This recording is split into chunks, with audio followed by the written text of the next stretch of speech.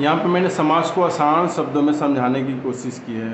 अब देखिए समास के चूँकि 6 भेद होते हैं और समास का डिफिनीशन यह होता है कि दो या दो से अधिक सार्थक शब्दों के मेल से बने नए शब्द को ही समास कहते हैं। ठीक है, ये समास का उदाहरण हो गया। अब यहाँ कह रहे हैं कि समास के मुख्यतः 6 भेद होते हैं, जिसमें एक में हो गया अव्ययी भाव समास।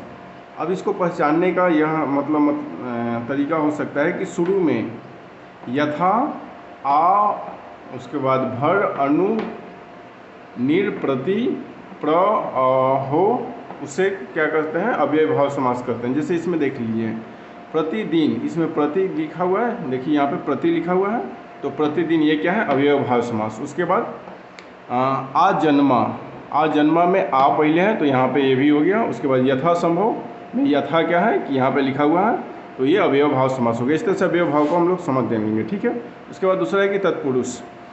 कह रहा है कि दो शब्दों के मेल से समास बनता है, हमको पता है, पर समास को हम लोग क्या करेंगे कि मेल से बने समास को अलग अलग करने पर उसके बीच का, की, को, के लिए, में, पर, से इत्यादि आए तब उसको हम लोग क्या करेंगे तत्पुरुष समास। जैसे रोग मुक्त, तो इसको अलग अलग करेंगे तो क्या होगा रोग से मुक्त, तो से यहाँ पे आ गया, तो यहाँ पे देखेंगे से दिया हुआ है तो तत्पुरुष समास है। जैसे आप बीती, आप पर बीती, ठीक है, तो यहाँ पे पर दिया हुआ है तो इसका मतलब है कि तत्पुरुष समास है। तीसरा है कि कर्मधारय समास। ठीक है, इसको पहचानने का तरीका है कि उसके वाक्य में क्या होगा कि है, जो, के लिए इत्यादि हो तो हम लोग उसको कर्मधारय समास कर सकते हैं। ठीक है, जैसे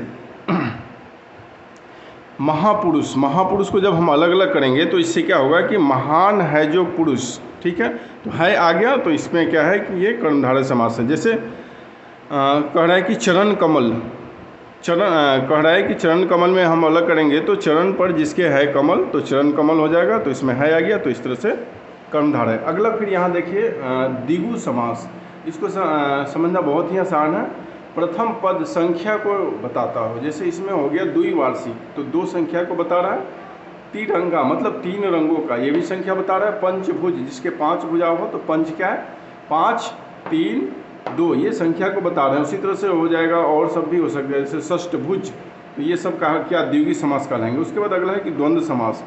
द्वंद्व समास को पहचानने का सबसे आसान तरीका है कि उसके बीच में हाइफन होगा, और नहीं तो शब्दों को जब अलग अलग करेंगे तो उसमें और या फिर या दोनों इसमें से उच्चारण में है। जैसे खेत, खेत खलिहान, इसके बीच हाइफन है, और नहीं तो खेत और खलिहान हो जाएगा। कूड़ा कचरा, कूड़ा और कचरा, तो इससे क्या हो जाएगा कि ये द्वंद्व समास हो गया। उसके बाद सबसे लास्ट है बहुव्रीहि समास। इसमें कह रहा है कि इसके उच्चारण से देवी देवताओं के नाम का बोध होता है। जैसे गंगाधर, ठीक है, जो गंगा को धारण किया हो। शिव यानी कि नीलकंठ, जिसके नीले हो कंठ, और उसके बाद चक्रधर, जिसने चक्र को धारण किया हो, यानी कि ये देवताओं को उपमा दिया गया है।